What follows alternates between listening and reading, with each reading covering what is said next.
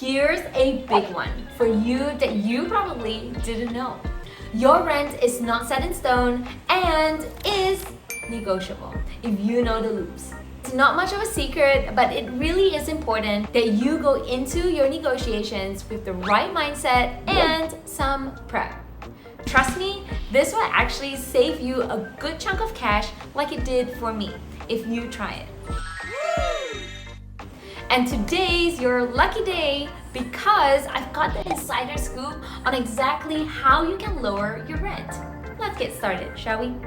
This is how to negotiate your rent, the 5 rules. When it comes to talking about rent with your landlord, it's best not to be pushy or confrontational. A good negotiation is when you're able to find a middle ground that leaves both parties happy. For starters, it's important to understand what everyone wants, and that way you can position your offer to be beneficial for both sides. With all that said, let's walk through together the 5 simple rules that can help you up your rent negotiation game to save that cash. Rent rule number 1.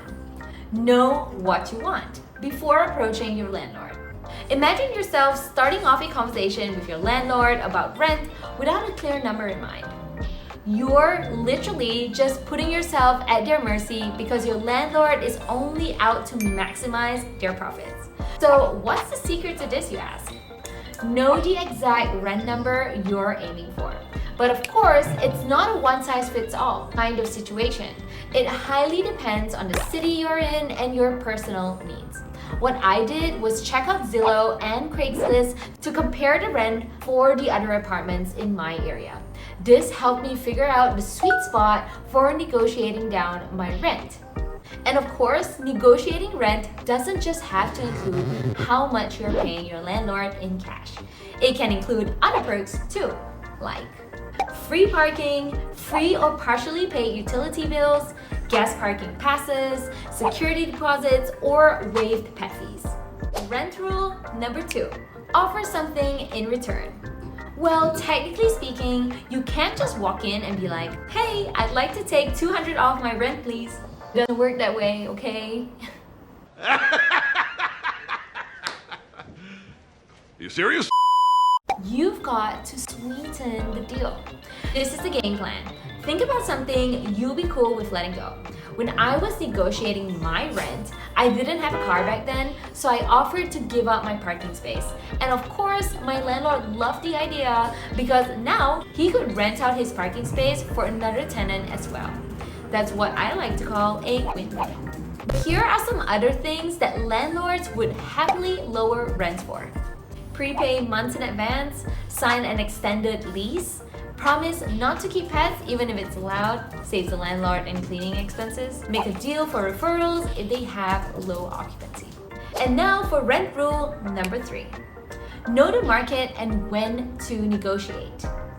Just like shopping and for anything else, apartments have their peak seasons and slow seasons. Sometimes landlords are practically begging for tenants, but other times it's like a Black Friday sale where people are frantically looking for a spot. According to a recent study by RentHop, the cool part is that if your timing is right, it can save you a good chunk of your savings. Check out this chart they prepared on the best and worst times to negotiate. It's super handy, so just take a screenshot and save this for later. If you're working on your current lease, I'd recommend to aim negotiating 2 to 3 months before your lease ends. As it gets closer to your lease expiring, they're going to want to do what they can to keep you as a tenant, which makes it the perfect time to negotiate your current rent. Just something to bear in mind, switching tenants is not cheap. The average cost of a tenant turnover can hit them between $1,000 to $5,000. Whew. That's why, based on this alone, they are all in to keep you around. Rent rule number 4.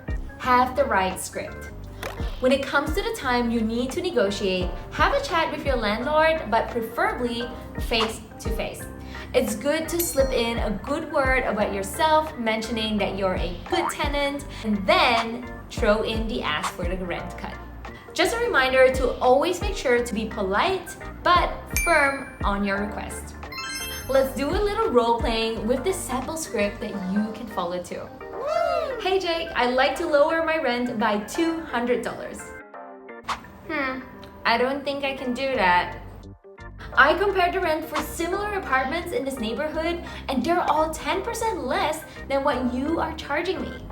I have been a really good renter and have always been on time with my payments for the past year. I'd hate to not extend my lease because of the rent, but I might have to. Is there anything else you can do for me?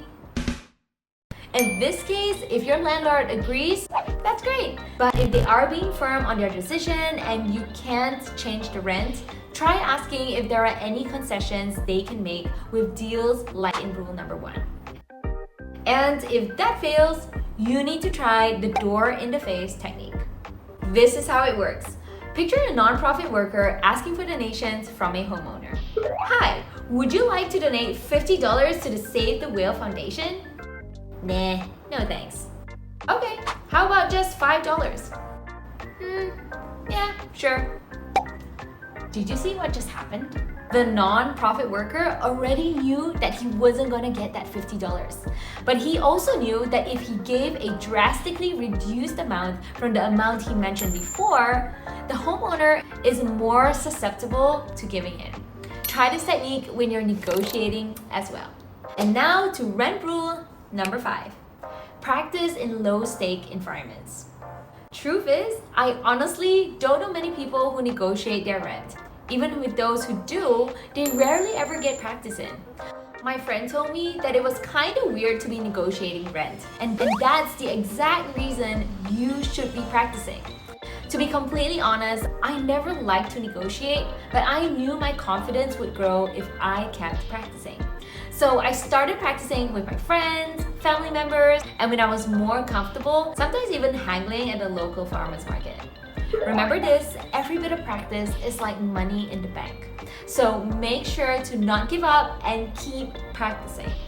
Negotiating your rent is not just a skill that's important to have, but also a money-saving strategy that can make a huge impact in the long run. So next time your lease is up for renewal or you're just considering a move, approach it like a savvy negotiator and reap the rewards. If you found this information helpful, do give this video a thumbs up and subscribe to this channel for more Save Your Penny tips.